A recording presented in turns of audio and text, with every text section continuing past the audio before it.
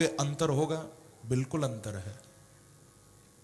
शुभ कर्म में और सत्कर्म में बहुत अंतर है। शुभ कर्म करने वाला मालूम है कहां जाता है? आपने दान किया होगा, आपने यज्ञ किया होगा, आपने कोई अनुष्ठान किया होगा, कोई भी आपने अच्छा काम किया होगा, आपको पुण्य मिलेगा। आप शुभ कर्म के भागी बनोगे और शुभ कर्म करने वाला स्वर्ग जाएगा। कहां जाएगा? स्वर्ग। लेकिन वहां कब तक रहेगा मालूम है? जब तक पुण्य होंगे। भगवान गीता में कहते हैं, क्षीणे पुण्य मर्त्य लोकम विशंति। जब तक आपके पुण्य होंगे तब तक आप स्वर्ग में रहोगे, और पुण्य क्षीण होते ही स्वर्ग से धक्का दिया जाएगा, वापस धरती पे आना पड़ेगा। फिर यहीं धक्के खाने पड़ेंगे, फिर पुण्य कमाओ, फिर स्वर्ग में जाकर कुछ दिन स्वर्ग भोगो, फिर धक्का खाओ, फिर वापस यहां। तो शुभ कर्म करने वाले को वापस यहीं लौट के आना पड़ता है। लेकिन भागवत है सत्कर्म। सत का अर्थ होता है जो अविनाशी है। सत माने जो कभी मिटता नहीं है। भागवत को सुनकर, भागवत को सुनाकर जो पुण्य मिलेगा, वो पुण्य भी कभी मिटेगा नहीं, वो अक्षय पुण्य होगा, और वो आपको स्वर्ग नहीं, वो बांके बिहारी तक पहुंचा देगा, आपको परमात्मा तक पहुंचा देगा। इसलिए भागवत शुभ कर्म नहीं है, भागवत सत्कर्म है। ये हमें भगवान तक पहुंचा देती है। एक बार कहिए श्री राधे। नारद जी ये बात समझ गए। भाग्योदय न बहुजन्म समर्जिते न सत्संग मम चलवते पुरुषो यदा वही।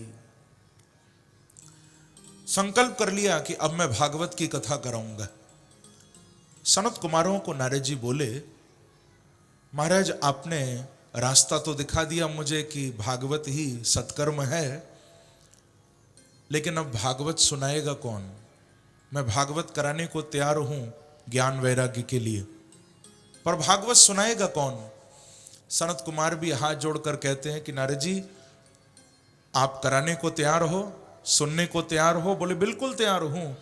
तो सनत कुमार कहते हैं कि फिर चिंता मत करो, आप सुनने को तैयार हो तो हम भागवत सुनाने को भी तैयार हैं। आपको हम सुनाएंगे आपको भागवत।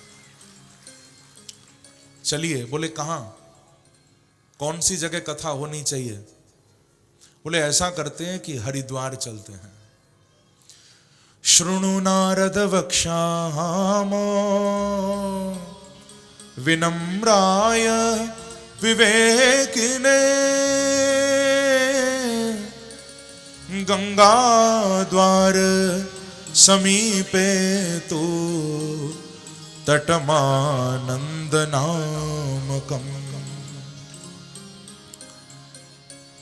कहते हैं कि नारद जी आइए हम हरिद्वार गंगा के तट पर चलते हैं। तटम आनंद नामकम, हरिद्वार में आनंद नाम के तट पर हम आपको भागवत की कथा सुनाएंगे। बड़ा आनंद आया।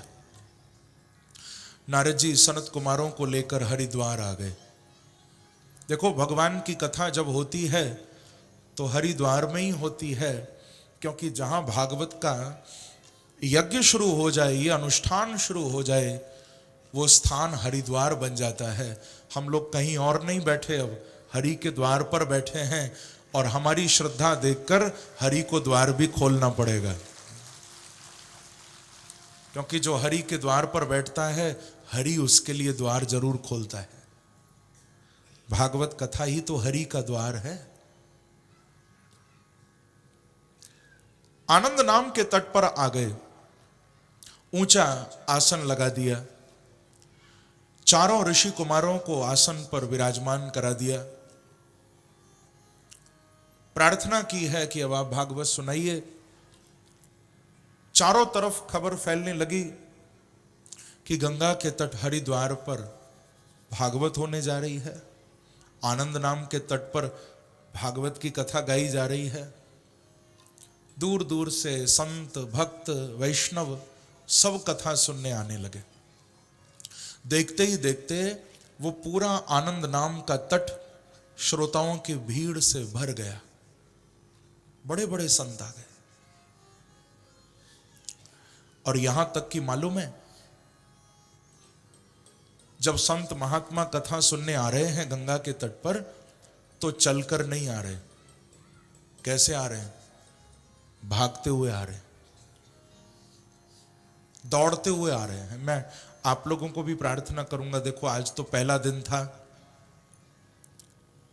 थोड़ा सा मुझे भी विलंब हुआ, क्योंकि आप लोग भी इतना धूमधाम से शोभा यात्रा में सभी सम्मिलित हुए। मुझे मालूम चला बहुत विशाल रूप में आपने भागवत की शोभा यात्रा निकाली, सिर पर भागवत जी को लेकर सब आए। हमारी माताएं बहनें भी कलश लेकर आईं। बहुत आपने आनंद के साथ उस यात्रा में सम्मिलित हुए आप। ऐसा लिखा है, जो भागवत की यात्रा में एक पग भी चलता है उसको करोड़ों तीर्थों में जाने का फल मिलता है। एक पग भी यदि कोई चले, आप तो इतना खूब लंबी यात्रा करके आज आए, इसीलिए थोड़ा कथा में भी विलंब हुआ, लेकिन मैं निवेदन करूंगा कि कल से मैं बिल्कुल समय से यहां आऊंगा। आप सबसे भी प्रार्थना है कि बिल्कुल लेट नहीं करना, क्योंकि जब आना ही है तो टाइम से आओ। जब कथा सुननी है तो पूरी सुनो, अधूरी क्यों? जब आ ही रहे हो तो समय आपको मालूम है कथा का 3 से 7 बजे का समय है, तो आप समय से आना।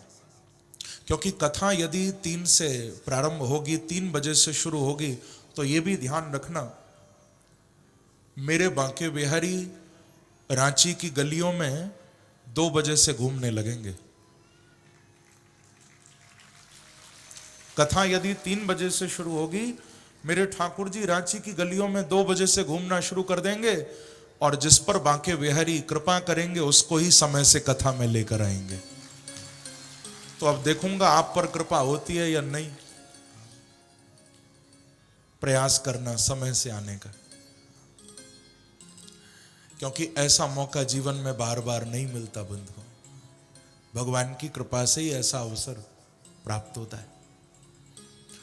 भागवत में वेद व्यास जी ने यह बात कही है, शुश्रूषुभिः तत्क्षणात्। आप यदि कथा में भी नहीं आए हो, अपने घर पर बैठे बैठे यदि आप सोच रहे हो कि आज भागवत कथा में जाएंगे, आज हम कथा सुनकर आएंगे, अभी आए नहीं हो, केवल आपने सोचा है, आपने संकल्प किया है, आपने विचार किया है। भागवत जी में लिखा हुआ है कि इतना संकल्प होते ही कि हम कथा में जाएंगे, आप तो पीछे कथा में आओगे, बांके बिहारी पहले तुम्हारे हृदय में आके बैठ जाएंगे। सद्यो हृदय वरुध्यतेत्र कृतभिः शुश्रूषुभिः तत्क्षणात्। शुश्रूषुभिः यानी कथा सुनने की इच्छा मात्र से हृदय अवरुध्यते, भगवान हृदय में आकर अवरुद्ध हो जाते, परमात्मा हृदय में आकर कैद हो जाता है। यदि आपके अंदर भागवत सुनने की इच्छा भी आ गई, भगवान हृदय में बैठ जाएंगे। तो यहां भी सारे महात्मा भाग रहे हैं कथा सुनने के लिए, दौड़ रहे हैं। देखते ही देखते गंगा का वो पूरा तट भर गया।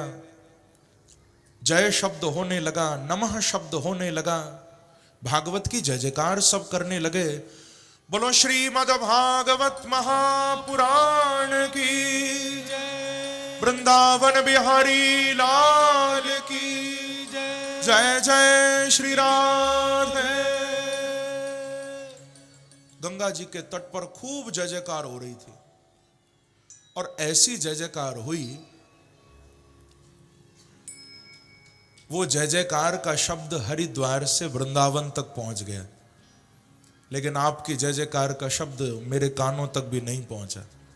माफ करना बंधुओं, जय जयकार करो भगवान की, तो फिर उसमें कंजूसी नहीं करना। परमात्मा को पुकारो। तो मैं कहा करता हूं, कभी चोरी की आवाज नहीं लगाना, सच्चाई की आवाज लगाना। हम लोग चोरी की आवाज ज्यादा लगाते हैं, सच्चाई की कम। अभी मान लो यहां किसी की घड़ी खो जाए, कोई मुझे लाके दे और बोले कि महाराज जी आप थोड़ा माइक पर बोल दो, किसी की घड़ी खो गई है, जिसकी हो ले जाए। अब मेरे पास कोई घड़ी लाकर दे, मैं दिखाऊं कि भाई किसकी घड़ी है, पहचानो और ले जाओ। किसी के मन में यदि चोर होगा, है तो बड़ी अच्छी घड़ी, क्यों ना हम ही ले लें। यदि किसी के मन में चोर होगा तो वो धीरे से बोलेगा महाराज जी मेरी है घड़ी, हाँ मेरी है। लेकिन यदि वास्तव में घड़ी किसी की होगी, मैं दिखाऊं कि भाई किसकी है, तो भीड़ में से वो चीखेगा महाराज जी मेरी घड़ी है, मेरी है घड़ी। जिसके मन में चोर होगा उसकी आवाज भी धीमी होगी, लेकिन जिसके मन में सच्चाई होगी उसकी आवाज भी बुलंद होगी, तेज होगी। तो परमात्मा को कभी पुकारना तो कभी चोरी की आवाज में नहीं, उसको तो सच्चाई की आवाज में पुकारना। बोलो वृंदावन बिहारी लाल की जय, जय श्री राधे। अब आई ना सच्चाई की आवाज। अब तो मानते हो अभी तक चोरी की आवाज थी। ऐसी पुकार होनी चाहिए। इतनी जय जयकार हुई महाराज, इतनी जय जयकार, जय जयकार का शब्द वृंदावन तक पहुंच गया हरिद्वार से। आप बताओ मुझे, नारद जी कथा करवा रहे हैं, सनत कुमार गंगा के तट पर कथा सुना रहे हैं, लेकिन कथा किसके लिए हो रही है? नारद जी के लिए तो नहीं हो रही। सनत कुमार अपने लिए तो नहीं सुना रहे, किसके लिए सुना रहे? हाँ, अब मुझे मालूम चल गया, सब जग रहे हो, सो रहे नहीं हो। कथा ज्ञान वैराग्य के लिए हो रही है। और कमाल की बात है कि कथा जिनके लिए हो रही है, नारद जी ने उनको बुलाया नहीं, किसी को वृंदावन नहीं भेजा कि जाओ भक्ति को बुला लो, ज्ञान वैराग्य को बुला लो, कोई नहीं गया बुलाने। पर इतना कमाल हो गया, भागवत की जय जयकार हरिद्वार में हुई और वृंदावन में भक्ति ज्ञान वैराग्य बैठे हैं। ज्ञान वैराग्य के कानों में जय जयकार का शब्द गया तो मालूम है, जो वेद सुनकर नहीं खड़े हुए, जो उपनिषद सुनकर नहीं खड़े हुए, वो ज्ञान वैराग्य भागवत की जय जयकार सुनकर खड़े हो गए हैं। बोलो वृंदावन बिहारी लाल की जय। ज्ञान वैराग्य भागवत की जय जयकार सुनकर खड़े हो गए। और कई माताएं तो घड़ी देखकर भी खड़ी हो गई। प्रेम से कहो श्री राधे। 7 बज गए और कब तक कथा सुनाएंगे? चिंता मत करो, बस विश्राम दे रहा हूं, आज पहला दिन है ना, ज्यादा नहीं थकाऊंगा आपको। तो ज्ञान वैराग्य खड़े हो गए उठकर और अपनी मां भक्ति के साथ हरिद्वार कथा सुनने आ गए। बस एक बात समझने की है बंधुओं, कई लोग पूछते हैं कि ज्ञान वैराग्य भक्ति के साथ वृंदावन से हरिद्वार कथा सुनने पहुंच गए तो क्या भक्ति ने वृंदावन छोड़ दिया? अभी तो आपने सुना था कथा में कि वृंदावन भक्ति की भूमि है। आप कहोगे कि क्या भक्ति ने वृंदावन छोड़ दिया, भक्ति हरिद्वार पहुंच गई? नहीं बंधुओं, मैंने आपको बताया था कि जहां भागवत कथा होती है वहां हरि का द्वार आ जाता है।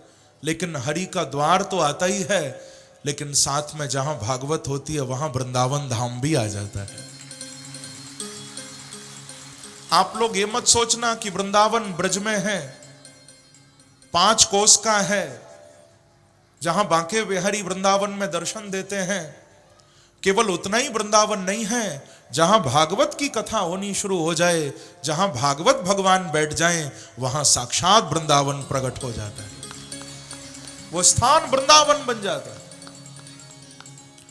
तो आप लोग भी अब ये मत सोचना कि आप रांची में कथा सुन रहे हो, आप यही भाव रखना कि आप बिहारी जी के चरणों में और साक्षात वृंदावन में बैठकर भागवत सुन रहे थे। अब ये प्रांगण 7 दिन के लिए वृंदावन बन गया। क्या बन गया? ये वृंदावन धाम हो गया है साक्षात। और जहां वृंदावन धाम आ जाए वहां तो बंधुओं बड़ा आनंद बरसने लगता है। वृंदावन में तो एक ही शब्द गूंजता है, क्या? अपनी वाणी में अमृत घोल,